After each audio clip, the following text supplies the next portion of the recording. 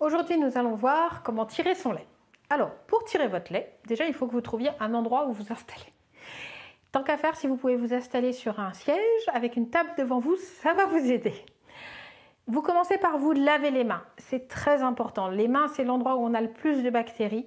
Et même si le lait a tendance à détruire les bactéries, quand même, pour votre bébé, on préfère lui donner du lait propre, sans bactéries. Donc, vous commencez par vous laver les mains. Vous lavez avec de l'eau et du savon. Alors, si vraiment vous n'avez pas le choix, vous utilisez un gel antibactérien, mais c'est vraiment pas le meilleur choix. Il vaut mieux se laver les mains réellement.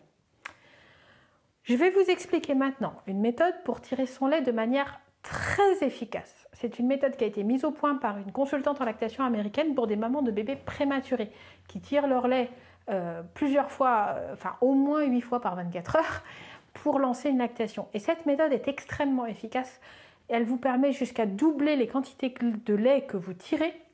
Et donc, ça vaut vraiment la peine de pouvoir le faire au travail dans un endroit où on a un temps limité quand même pour tirer son lait. Donc, ce que je vais vous expliquer va vous prendre environ 20 minutes. En moyenne, un peu plus, un peu moins, souvent un petit peu moins, mais en moyenne, 20 minutes. On va en fait aider le tire-lait. Le tire-lait ne fait jamais tout le travail. Si vous faites que du tire-lait et que vous arrêtez le tire-lait quand il n'y a plus rien qui coule, vous essayez ensuite à la main, il y a encore du lait. Le tire-lait ne fait jamais tout le travail, donc on va l'aider. On commence, avant de mettre le tire-lait, par faire une séance de massage des deux seins, des massages doux. Éventuellement, on peut mettre de la chaleur aussi. Et en fait, on va masser doucement jusqu'à voir le lait perler. Quand le lait commence à perler, on va installer son tire-lait en double pompage.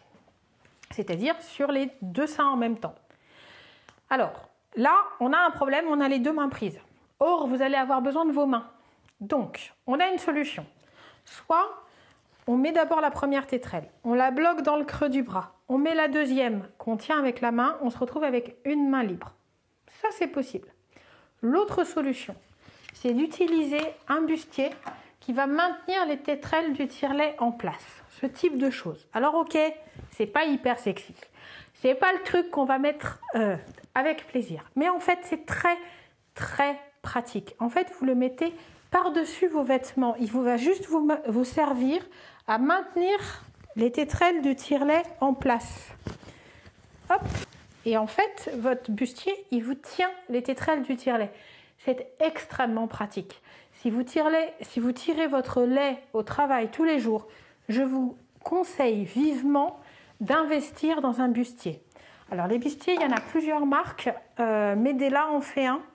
Vous avez aussi des bustiers plus légers. En tout cas, ça vaut la peine. L'autre solution à la place du bustier, c'est éventuellement d'utiliser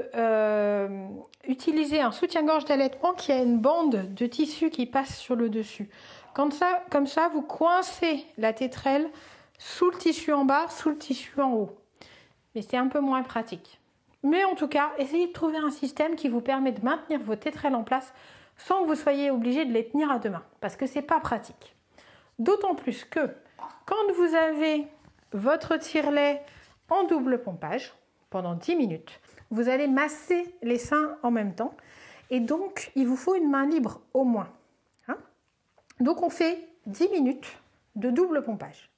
Une fois qu'on a fait les 10 minutes de double pompage, on enlève le tire-lait et on va remasser à nouveau légèrement les seins pour trouver les zones qui n'ont pas été complètement bien drainées.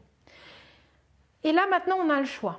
Soit on va terminer en utilisant le tire-lait en simple pompage. Et à ce moment-là, vous mettez votre tire-lait en simple pompage, vous massez vraiment les seins, vous faites de la compression du sein. Et quand il n'y a plus rien qui coule, on change de côté. On masse, on fait de la compression. Quand il n'y a plus rien qui coule, on change de côté. Et on alterne beaucoup les seins. L'autre option, c'est de terminer tout simplement en faisant de l'expression manuelle. L'expression manuelle, ça veut dire qu'on va faire couler le lait uniquement avec ses mains. Je suggère à tout le monde d'apprendre à le faire et de savoir le faire. Parce que le jour où votre tire-lait tombe en panne, vos mains, elles ne tombent pas en panne. Et c'est super pratique. Vous prenez 2 doigts, vous les mettez de part et d'autre du mamelon et de l'aréole. En fait, en général, on les met assez loin, les doigts, plutôt à la limite entre l'aréole et le reste du sein. Vous allez d'abord faire une pression vers le torse. Puis vous allez avancer les doigts vers l'avant.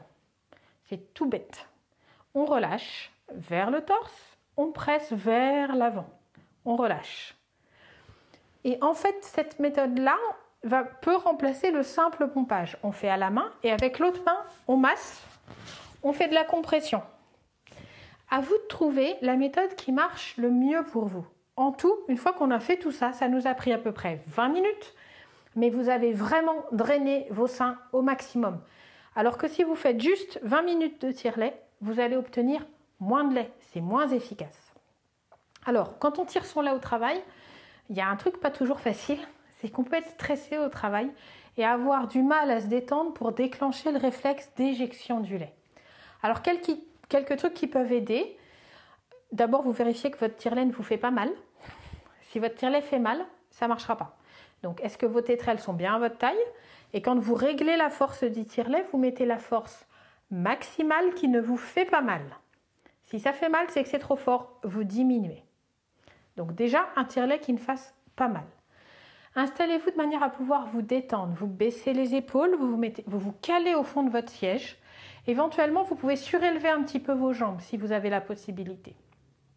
Et avant de tirer le lait, commencez par faire 2-3 grandes respirations lentes.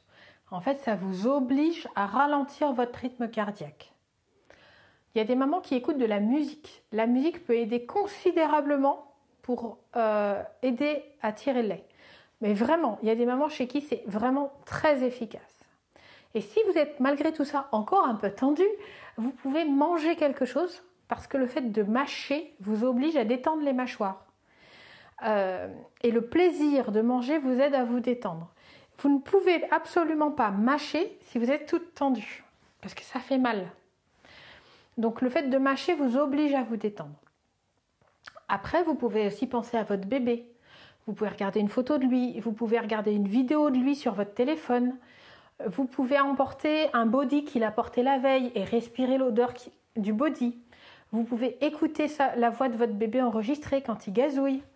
Tout ça, ça aide énormément. Et puis, si tout ça pour vous, ça ne marche pas, il y a une autre solution. C'est que vous faites complètement autre chose. C'est-à-dire que vous regardez une vidéo, vous lisez un livre qui vous intéresse, vous téléphonez à une copine et vous vous occupez plus de ce que vous êtes en train de faire. Il y a des femmes avec lesquelles ça marche beaucoup mieux. Il y a aussi des femmes qui m'ont dit qu'elles visualisaient le lait en train de couler à flot et que ça les aidait énormément. Ce qu'il faut à tout prix éviter, c'est vérifier en permanence que votre lait est bien en train de couler. Parce que si vous êtes tout le temps en train de vous dire « Oh, mais ça coule pas », là c'est foutu, vous n'allez plus rien tirer. Donc c'est vraiment important d'arriver à se faire confiance. Du lait, vous en avez. Vous avez allaité votre bébé jusqu'à maintenant, il prend bien du poids. Donc du lait, vous en avez. Il n'y a pas de problème. Il est là. Donc vous vous faites confiance et ça va marcher. Dans la prochaine vidéo, on verra comment stocker votre lait.